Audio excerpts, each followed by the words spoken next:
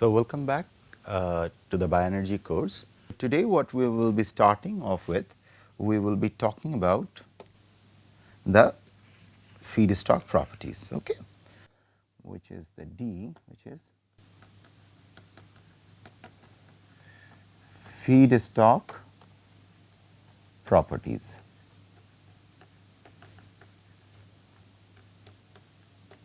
So, the different feedstock properties, what we will be dealing with, there are 4 different feedstock properties we will be dealing with.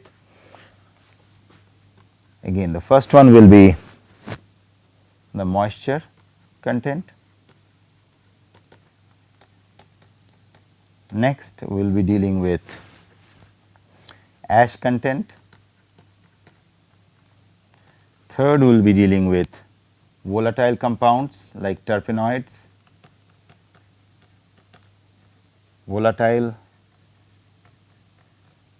compounds, and the fourth we will be dealing with particle size. They are all interlinked to each other, particle size. Okay. These are the 4 parameters while we will talk about the feedstock properties. And just previously, in the previous section, we talked about what are the treatments. Again, in the treatment is also function of the moisture, alkali metals, and the particle size. Okay. So, now let us talk about the moisture content while we talk about selecting the feedstock properties. So, in terms of the efficiency, we talk about, now let us talk about the moisture content. Okay. So, it significantly influences the performance of the gasifier. Gasifier performance is significantly influenced by the moisture content. Okay. So, now fuel with moisture content about 30%, a few critical points you need to remember. Fuel with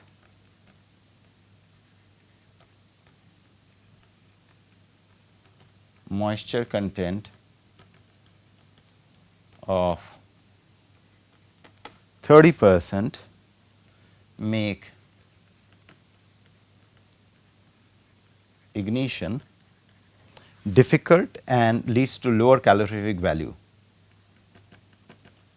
Difficult and have, I am just putting downward arrow for the low calorific value, okay, of product gas.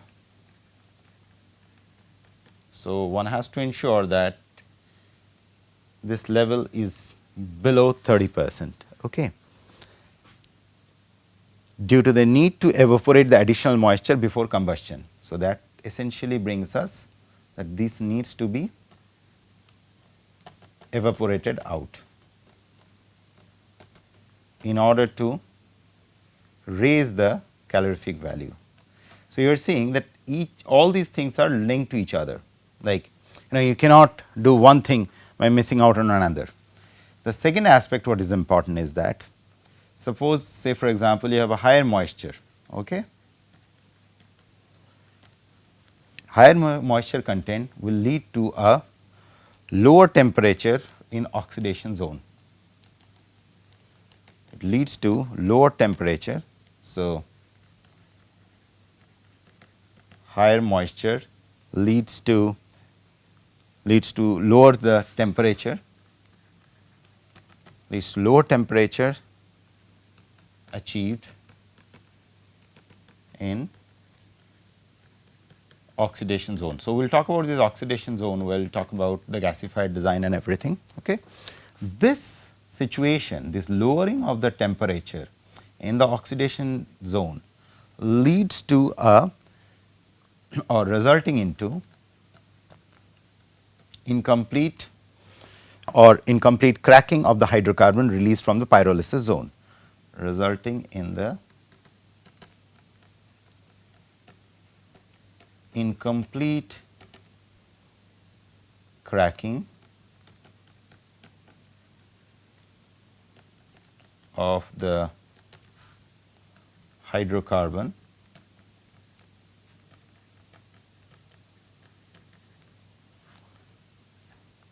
released from the pyrolysis zone. So, from the pyrolysis zone. So, here let me highlight something.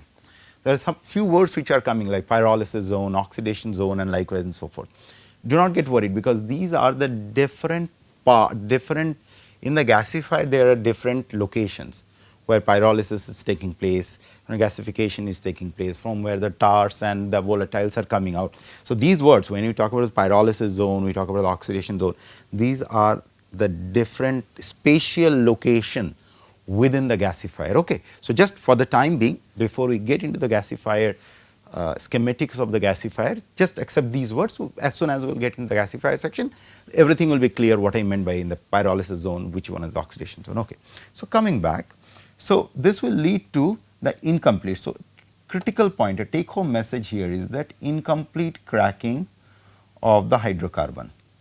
This is what is the most critical aspect in the pyrolysis zone, and this further leads to something very interesting. Higher level of moisture, higher. So, this arrow is again the same arrow, higher level of moisture and the presence of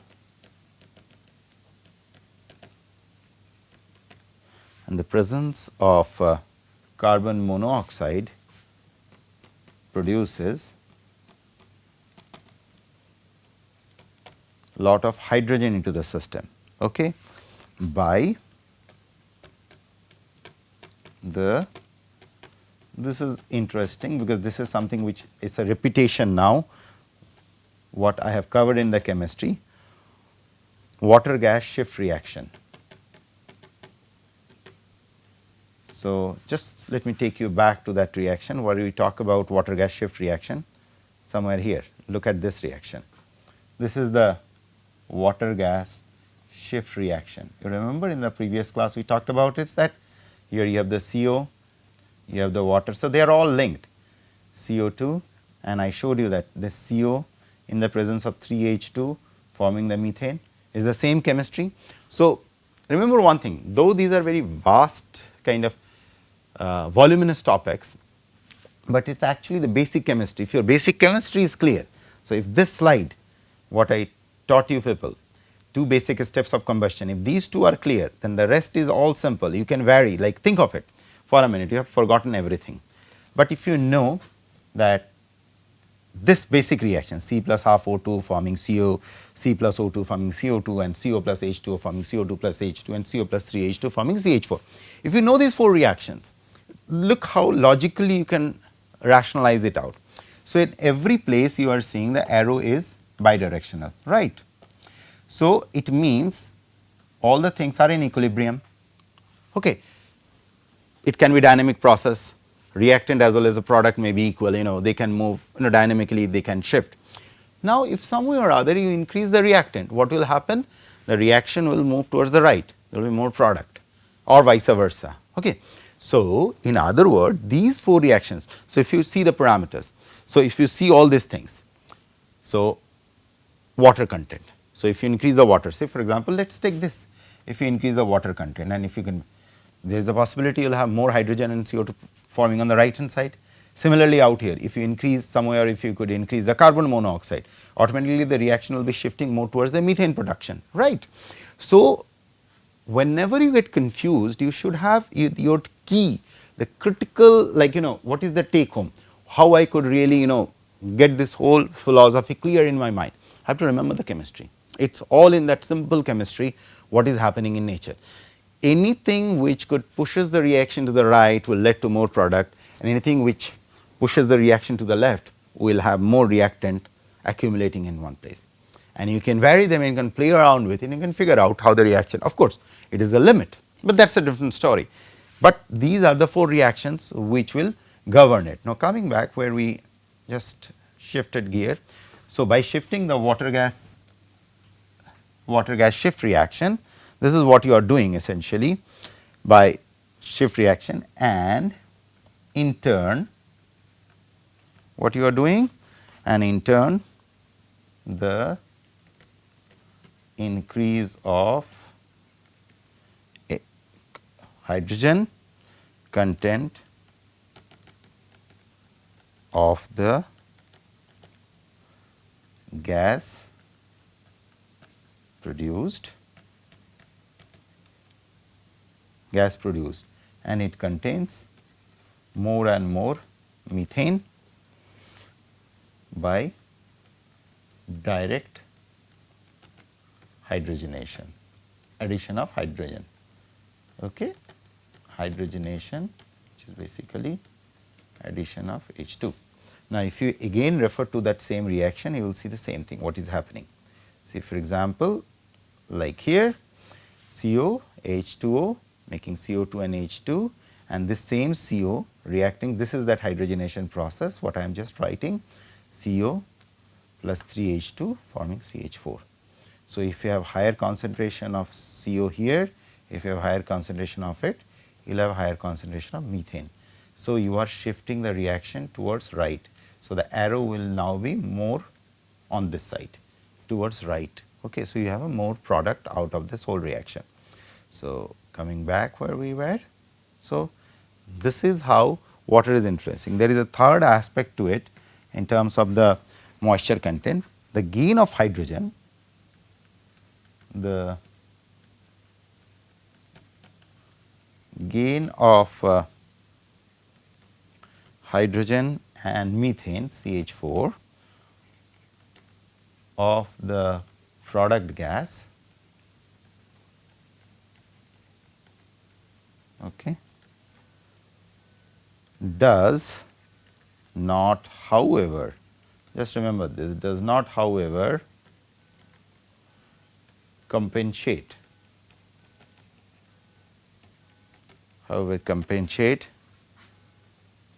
for the loss of energy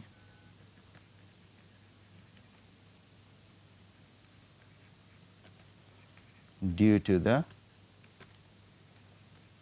reduced level of CO, reduced CO content. Okay. So, the gain of hydrogen and CH4 of the product gas does not however compensate for the loss of energy due to reduced CO content.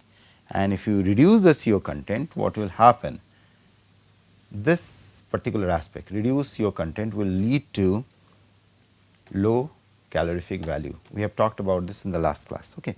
So, you realize if you follow the basic reaction right, all those 4 reactions what we talked about, you can actually predict in which direction the reaction is going to move and what will be the stoichiometry, how you can compensate, what will be the calorific value of the product, what you will be getting.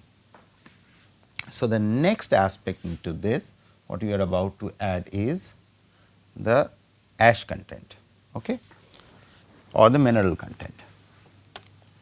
Okay. So, now we will talk about the ash content in terms of the parameters. So, in terms of the ash content, one of the biggest challenge is that higher the mineral matter, okay, higher the mineral matter, it will pose extreme challenge for further processing. So, that gives you an idea that whenever you are picking up materials, what properties you should look forward to? You should look forward to materials which has lower alkali content, lower ash content, because otherwise it will create a lot of problems. And what are the problems now we are going to do? It leads to the clinkering, it leads to accumulation of slurries and sludges and everything. We will come to that now, okay? Because one of the classic feature of most of these alkali metal is that they can act as an adhering agent. So, if you have to calcium, they will chelate things, they will accumulate things, okay. Use magnesium. So, there are several such, they have a very unique chelating property. They can pull, like, they have arms like this, they can pull things, and these particles from this much they become this much and they start clogging the different ports through which there is a gas release, there is a air input, and likewise and so forth. They all get clogged, and the walls of the reactor gets clogged. So it's very, very critical while you are picking up the feedstock. You have to really understand that this ash content should not bother in the processing. Okay. So now coming to the mineral matter and how it is posing challenge. So the first thing is to deal with the oxidation temperature is often above the melting point of the biomass. Okay. Oxidation temperature is often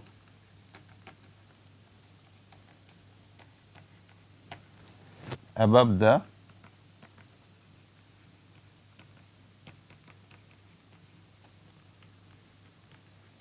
melting point of the biomass, or rather biomass ash, leading to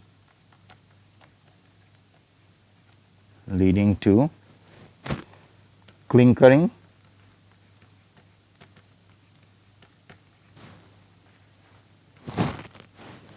slagging problem as well as slagging. Okay.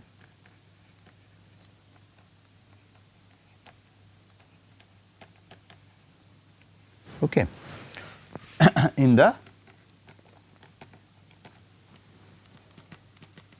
So this is a new word which we haven't come across in the hearth and subsequent, I will explain this, subsequent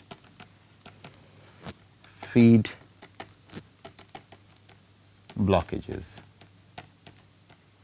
So hearth is essentially, all of you have seen the fireplace, where really the burning takes place in a fireplace. That's called the hearth area.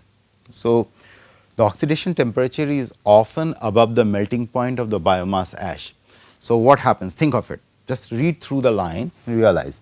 So the oxidation temperature is often above the melting point of the biomass ash. So what will happen? The biomass ash, the alkali will melt, because your oxidation temperature is higher than that. If your oxidation temperature is here and your biomass will be melts here. So automatically what will happen? All the biomass ash which is present there is going to melt here, and if it melts, it forms a thin slimy fluid, and this kind of fluidic material forms a coating on the surface of the mixing along with the tar and everything.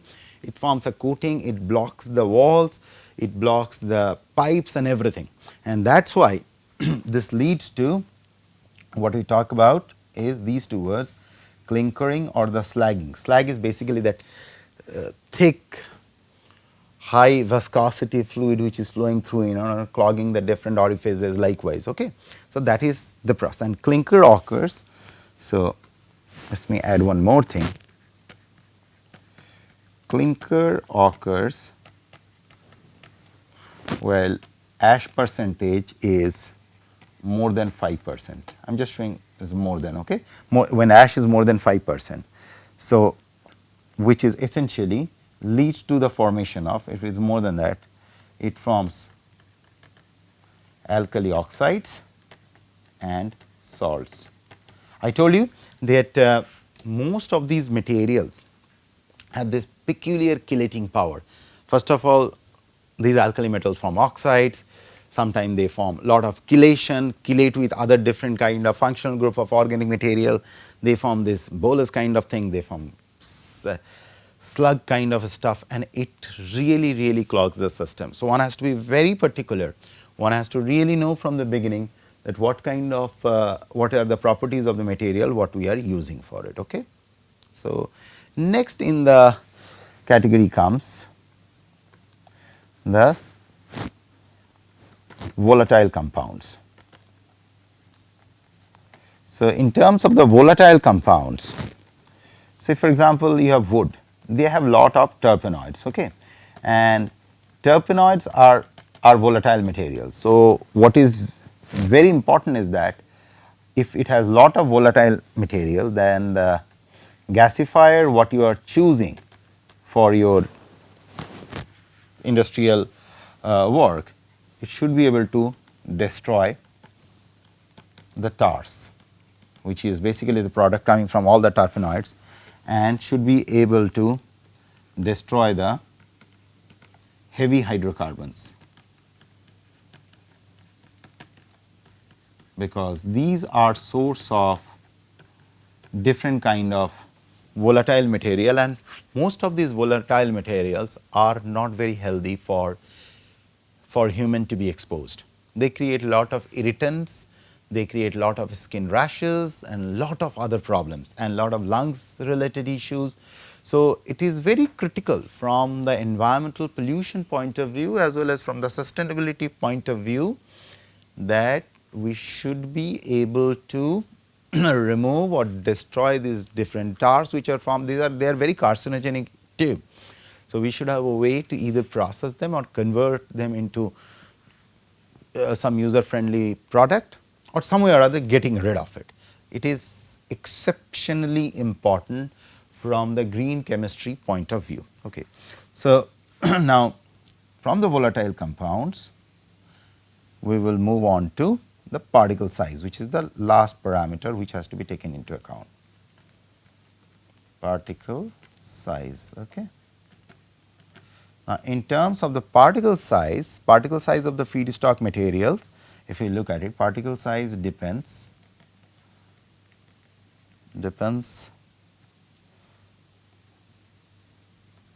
on the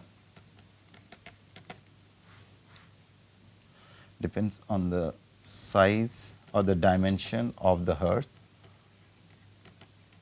because where the reaction is going to take place, dimension of the hearth,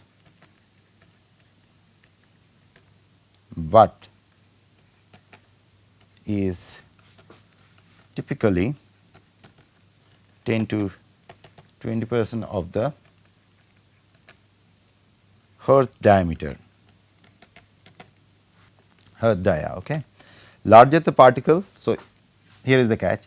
If you have very large particles like this, they will almost form a bridge like structure which will prevent permitting the movement of the gas and other things. Whereas, if you use very smaller particle size, something like this, they will form a clogging. Here the movement will be restricted, and I have, this is kind of a repetition if you think of it, and here this will lead to a clogging. So, we have to have a trade off in between the two, and if there are smaller particles and it leads to clogging, it leads to some other very interesting things which are very detrimental for it. It could basically lead to the available air voidage, leading to the very increased pressure drop, which is very dangerous for the system, pressure drop, and lead to a sudden shutdown of gasifier. So, we really cannot make it very fine. Okay. Whereas, if you have this large particles, what you will be seeing is that it will prevent the movement of the feed. So, nothing can move through them. Okay. So, what you observe in this whole process is this, there are kind of multiple points of trade off which has to be done. What kind of particle size you are picking up, what kind of gasifier you have, if you have summarized it, what kind of material you have, how much terpenoids and tars which is coming out of it, because more the tar you have to have a process to continuously filter it out, and since from where the gas is really coming out, you need particle filters in order to get rid of some of the particulate matter which are present there. So, based on these parameters, based on this parameters as well as their pre-treatment, one has to decide what kind of gasifier we are going to use. So, what we will be doing after this, we will talk about the design of different kind of gasifiers which are currently being used all over the world. Okay. So, I will close in here. So, today what we have covered, let us again, so we already did the introduction, basic chemistry, feedstock treatment, and today we talked about feedstock properties.